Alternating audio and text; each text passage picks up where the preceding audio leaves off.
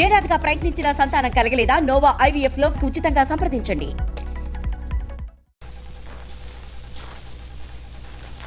Minority తీరని కుమారి Bharati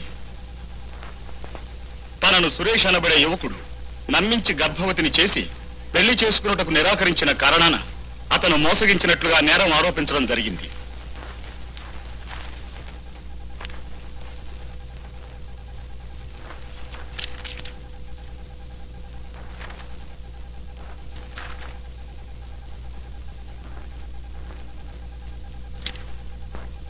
Yes, proceed with the case.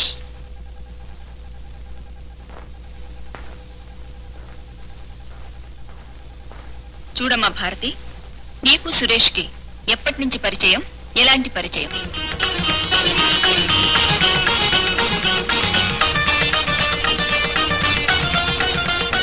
Your honour, కోరింది అందుకున్నాడు, అవసరం తీరిపోయింది. అందుకే పెళ్లి ప్రసక్తి రాగా చేసుకోనన్నాడు.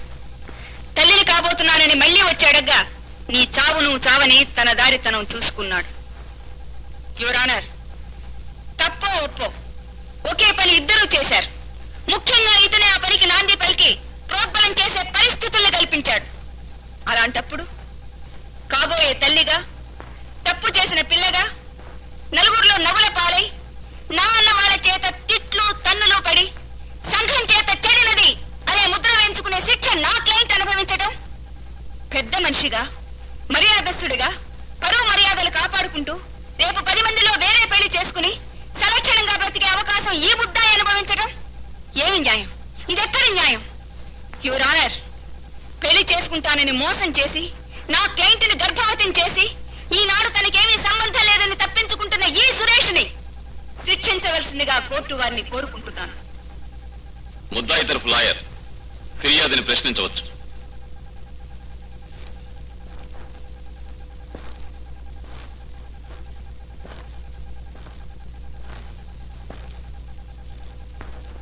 చూడమ్మా minor Bharati, I object your honour. అలా సంబోధించడంలో వ్యంగ్యం, వెటకారం కనిపిస్తున్నాయి. యువర్ ఆనర్, ఈ కేసుకు మూలం మైనర్ని మోసగించడం అనే పాయింట్ గనక ఆ పాయింట్ని గుర్తు చేస్తూ వాదించాలని అలా సంబోధించాం. Objection overruled. చూడమ్మా మైనర్ భారతి, నువ్వు సురేష్ని ప్రేమించావా? అవును. ఎందుకు ప్రేమించావు? పెళ్లి చేసుకోవడానికి. ఎందుకు పెళ్లి చేసుకోవాలనుకున్నావు? ప్రేమించాను కనుక. అంటే ప్రేమించడం జరిగింది కనుక పెళ్లి చేసుకోవాలనుకున్నావా, లేక పెళ్లి చేసుకోవాలనే ఉద్దేశంతోనే ప్రేమించావా? పెళ్లి చేసుకోవాలనే ఉద్దేశంతోనే ప్రేమించాను. Very good. అంటే పెళ్లి చేసుకోవాలనే ఉద్దేశం నీలో ముందే ఉంది కనుక ప్రేమించావు.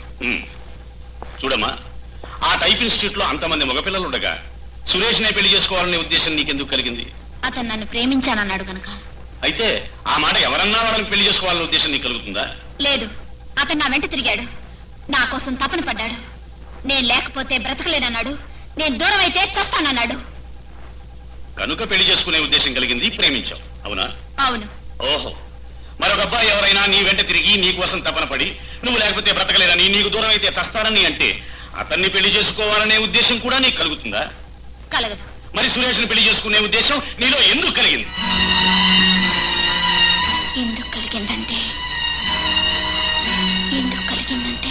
ఎందుకు కలిగిందంటే అతని వెనుక లక్షల ఆస్తి ఉంది గనక, మేడలు, మిద్దెలు, కార్లు ఉన్నాయి గనక, వాటన్నిటికీ అతని ఏకైక వారసుడు గనక. అతన్ని పెళ్లి చేసుకుంటే వాటన్నిటికీ నువ్వే యజమానురాలు కావచ్చు గనక, ఖరీదైన జీవితం అనుభవించవచ్చు గనక. కనుక పెళ్లి ఉద్దేశం కలిగింది, ప్రేమించడం మొదలు పెట్టావు. ఏ? కాదు కాదు కాదు.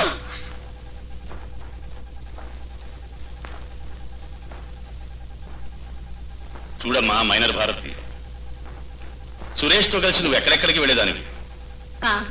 Cinema, coffee hotel. అలాంటి సందర్భాల్లో అతను ఎప్పుడైనా పెళ్లి ప్రసక్తి తెచ్చేవాడా? లేదు. పోనీ నువ్వు ఆ ప్రసక్తి తెచ్చేదానివా? అవును. ఓహో, అంటే అతనిగా ఉద్దేశం లేదు, నీకు మాత్రమే ఉంది. అవునా? అతనికి ఆ ఉద్దేశం ఉంది అనుకునేదాన్ని. నువ్వు అనుకోవడమే తప్ప అతను ఎప్పుడు ఆ ఉద్దేశాన్ని వెల్లడి చేయలేదు. అవునా? అవును. అంటే నిన్ను పెళ్లి చేసుకోవాలన్నట్టు అతను ఎప్పుడు నీతో చెప్పలేదు, నువ్వు మాత్రమే పెళ్లి చేసుకోవాలనే ఉద్దేశాన్ని వెల్లడి చేశావు. అవునా? అవును. Very well. యువరానా, భారతి అనబడే ఈ మైనారిటీ తీరని అమ్మాయి అతి తెలివైంది, ముందు చూపుగలదు. ఆస్తిపరుడైన ఆ క్లయింట్ సురేష్ను పెళ్లి చేసుకుంటే ఐశ్వర్యంతో హాయిగా సుఖపడవచ్చుననుకుంది. ప్రేమించడం ప్రారంభించింది. పార్కులకి సినిమాలకి తిరుగుతూ అతన్ని తన ఆకర్షణలోకి లాక్కుంది. వీలైనప్పుడల్లా పెళ్లికి తొందర పెట్టి. కానీ సురేష్ ఎప్పుడూ పెళ్లి ప్రసక్తి తేలేదు, పెళ్లికి సరే అనలేదు. ఇలాగే కొనసాగితే తన లక్ష్యం నెరవేరదని, లక్షలకి అధికారిని కాలేనని, తన స్త్రీత్వాన్ని ఎరగా వేసి తన శీలాన్ని లంచంగా పెట్టి అతన్ని తనవాణ్ణిగా చేసుకోవాలనుకుంది. ఉన్న ఊళ్ళో అది కుదరదు గనుక బీచ్ గెస్ట్ హౌస్ లో దానికోసం ప్రయత్నం చేసింది. I object your honour. చెప్పిన మాటల్ని అడ్డం తిప్పి జరిగిన సంఘటనలు తలకిందులు చేసి నా క్లయింట్ సురేష్ ను వశపరచుకోవడానికి ప్రయత్నించినట్టుగా కట్టుగా తల్లుతున్నారు lawyer Dayanidhi. No your honour, ఇది కట్టుకథ కాదు, అక్షరాల నిజం. ఆ నిజమేమిటో వివరంగా నా క్లయింట్ నోట విందురుగా. మిస్టర్ సురేష్ కుమార్, నీకు భారతికి మధ్య గల సంబంధం ఏమిటి? స్నేహం అండి. నువ్వు పెళ్లి చేసుకుంటానని ఆమెతో ఎప్పుడైనా చెప్పావా? అబ్బే లేదండి. మీరిద్దరూ కలిసి ఎప్పుడైనా పిక్నిక్ వెళ్ళారా? వెళ్ళాం. ఎప్పుడు? 4 నెలల క్రితం. అంటే డిసెంబర్ 5న. అక్కడ ఏం జరిగిందో వివరంగా చెప్పు. నా మోటార్ బైక్ మీద ఇద్దరం పిక్నిక్ వెళ్ళామండి. అక్కడ బీచ్ లో చాలాసేపు సరదాగా తిరిగాం. నీటి అంచు నిలబడ్డ నన్ను నీళ్ళలోకి రమ్మంది. అమ్మో, నీళ్ళంటే నాకు భయం, నేను రాను అన్నానండి. దాంతో తనే బలవంతంగా నన్ను నీళ్ళలోకి లాగి నా బట్టలను తడిపేసిందండి. అయ్యయ్యో, బట్టలని తడిచిపోయాయి, ఇప్పుడు ఇంటికి ఎలా వెళ్ళటం అని బాధపడ్డానండి. మరేం పర్వాలేదు, ఇక్కడ బీచ్ లో గెస్ట్ హౌస్లు ఉంటాయి, అవి అద్దెకు తీసుకుని బట్టలన్నీ ఆరిపోయాక ఇంటికి వెళదామని సలహా ఇచ్చిందండి. మొదట్లో నేను కొంచెం తటపటాయించానండి. ఆఖరికి ఆమె బలవంతం మీద వెళ్ళక తప్పలేదు. సురేష్, అక్కడే నిల్చున్నావి, లోపలికి రా. భారతి, ఏమిటి ఇదంతా? ఇక్కడికి అప్పుడప్పుడు హనీమూన్ జంటలు వచ్చి అచ్చటా ముచ్చటా తీర్చుకుంటుంటారు. ఛీ, వాడు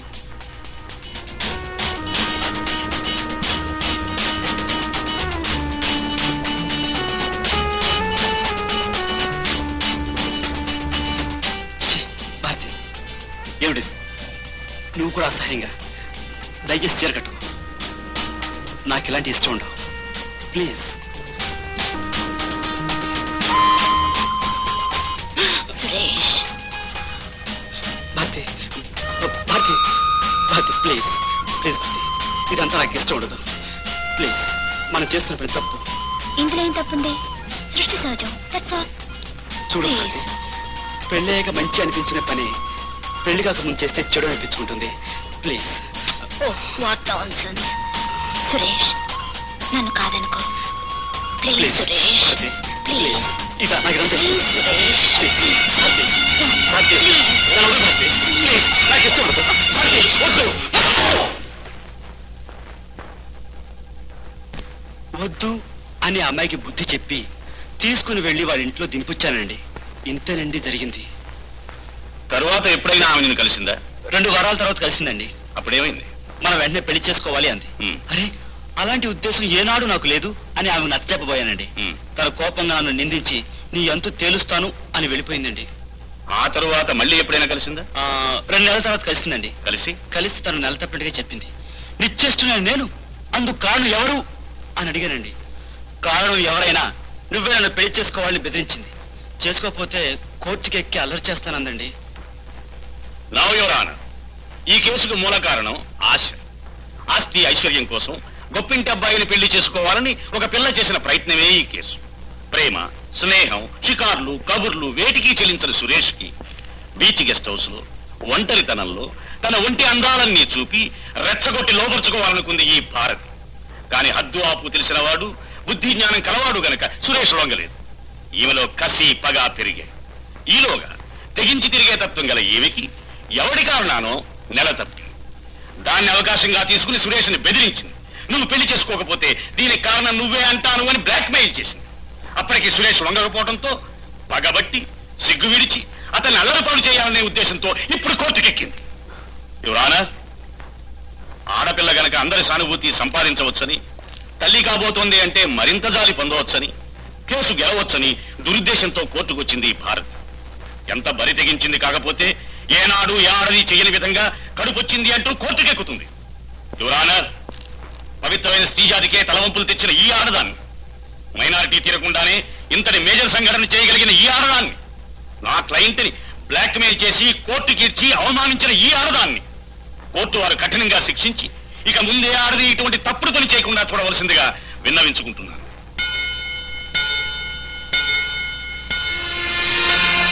కోర్ట్ ఈజ్ అర్జెంట్.